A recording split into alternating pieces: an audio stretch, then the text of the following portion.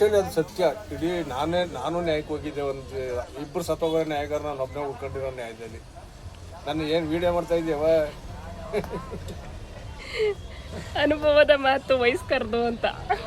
ವಯಸ್ಸಾದವ್ರದ್ದು ಅನುಭವ ಯಾವತ್ತೂ ಸುಳ್ಳಾಗಲ್ಲ. ಅದಕ್ಕೆ ಅದ್ರ ಬಗ್ಗೆ ವಿಡಿಯೋ ಮಾಡ್ತಾವ್ನಿ. ಈಗಿನ ಜನ್ರೇಷನಲ್ಲೆಲ್ಲ ಏನು ಗೊತ್ತಾ, ಅನುಭವ ಇದೆಲ್ಲ ಕೇಳಲ್ಲ. ಬಟ್ ಅದು ನಿಜ ಇರುತ್ತೆ. ಅದು ಅನುಭವ ಕರ್ಮ ಎಲ್ಲ ಎಲ್ಲೂ ಹೋಗಿಲ್ಲ. ಅದೇ ನನ್ನ ಅನುಭವದ ಮಾತು ಅಂದ್ರೆ 2 ಥರ ವಾದ ಮಾಡ್ತಿದ್ದೆ ಮಗ ನಾನು.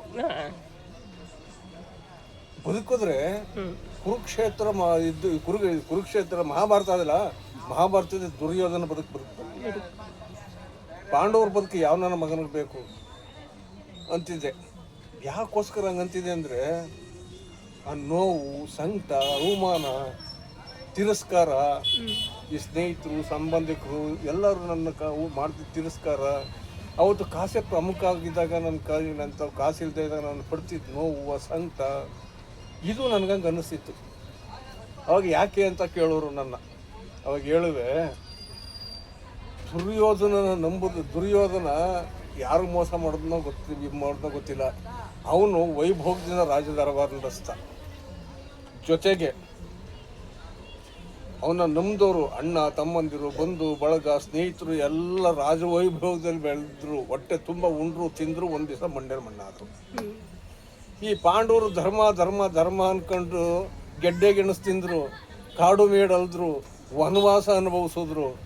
ಅವರು ಮಣ್ಣಾದರು. ಅಂದರೆ ಈ ಮನುಷ್ಯನ ಜನ್ಮ ಅಂತ ಅಂದಮೇಲೆ ಯಾವತ್ತಿರು ಈ ಮಣ್ಣಾಗುವಂಥ ಈ ಜನ್ಮ ಬದುಕಿರೋ 4 ದಿವಸ ಸುಖವಾಗಿರ್ಬೇಕು ಅಂದ್ರೆ ತಲೆ ಹೊಡೆದೇ ಬದುಕಬೇಕು ಅನ್ನೋ ವಾದ ಮಾಡ್ತಿದ್ದೆ ನಾನು ಅಂತ ಅಂತಿದ್ದೆ. ಅಲ್ಲಿ ಎಲ್ಲಕ್ಕಿಂತದೆಲ್ಲ ಇಲ್ಲಿ ಇನ್ನೊಂದು ಜ್ಞಾನಿಗಳು ಹೇಳ್ತಾರೆ, ಈ ಅವ್ರ ಕರ್ಮ ಅಂದ್ರೆ ಯಾವ ದೇವರು ಕಾಪಾಡಿಕಿರೋದ ಕೈ ಬಿಟ್ಬಿಟ್ಟಾರಂತೆ ಅವ್ರನ್ನ. ಅಂದ್ರೆ ಒಂದೇನಪ್ಪ ಅಂದ್ರೆ ಅವ್ರು ಮಾಡಿದ್ರು ಕರ್ಮವ, ಮಾಡಬಾರ್ದು ಮಾಡಿದ್ರು, ಅನುಭವಿಸಿದ್ರು. ಪಾಪ ಈ ಅಮಾಯಕರು ಏನು ಮಾಡಿದ್ರು, ಇವ್ರು ಯಾಕೆ ಆಗ್ಬಿಟ್ರೆ ನಮ್ಮನ್ನ ಈ ಸಮಾಜ ಸರ್ವನಾಶ ಮಾಡೋದು ಖಚಿತ. ಅದರಿಂದ ನಾವು ನಮ್ಮ ಬದುಕನ್ನ ಹೋರಾಡ್ತೇವೆ. ನಮ್ಮದವ್ರಿಗೆ ಬದುಕು ಕಟ್ಕೊಡೋಕ್ಕೆ ನಾವು ನಮ್ಮ ಜೀವನದಲ್ಲಿ ಹೋರಾಟ ಮಾಡಲೇಬೇಕು. ಆಯ್ತು. ಯಾಕಂದರೆ ಈಗ ಒಂದೇನು ಅಂತ ಅಂದರೆ, ಎಷ್ಟೋ ಜನ ಯಾವಾಗ ಹೇಳ್ತಿದ್ರು, ಹುಟ್ಟು ಶಿವ ಹುಲ್ಲು ನೀರು ಕೊಡದೆ ಸಾಯಿಸ್ಬಿಡೋಕ್ಕಿಲ್ಲ ಅಂತ ಅಂತಿದ್ರು. ಇರ್ಬೋದು, ಅವನಿಗೆ ಎಲ್ಲೋ ಒಂದು ಕಡೆ ಯಾವುದೋ ರೂಪದ ಅನ್ನ ಇಟ್ಟಿರ್ಬೋದು. ಅನ್ನವ ಬೆಟ್ಟದ ಮೇಲೆ ಕೂತ್ಕೊಂಡಿದ್ರೆ ಭಗವಂತ ಬಂದು ಬೆಟ್ಟದ ಮೇಲೆ ಅನ್ನ ತಂದು ಕೊಡೋಕ್ಕಿಲ್ಲ. ನಮ್ಮ ಶ್ರಮ, ನಮ್ಮ ಕರ್ತವ್ಯ ಪರಿಪಾಲನೆ ನಾವು ಮಾಡಬೇಕು. ಅದು ಫಲಾಫಲಗಳು ನಾವು ಏನು ಮಾಡ್ತೀವೋ ಮಾಡುವ ಅದನ್ನು ಭಗವಂತ ಯಾವ ರೀತಿನ ಏನೋ ಕೊಡ್ತಾನೆ ತಿನ್ಬೇಕು.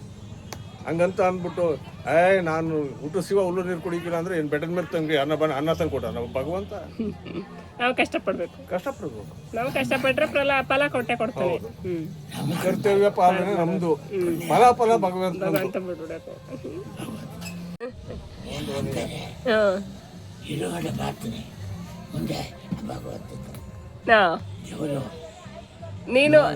ನೀವು ನೋಡಿದೀರಾ ಅಲ್ಲಿಗೆ ಏನಾದ್ರು ಈಗ ಯಾರಾದ್ರೂ ತಪ್ಪು ಮಾಡಿದ್ರೆ ಅವ್ರಿಗೆ ಶಿಕ್ಷೆ ಆಗಿರೋದು ಅಂತವೇನೋ ಕಣ್ಣಾರೆ ನೋಡಿದೀರಾ?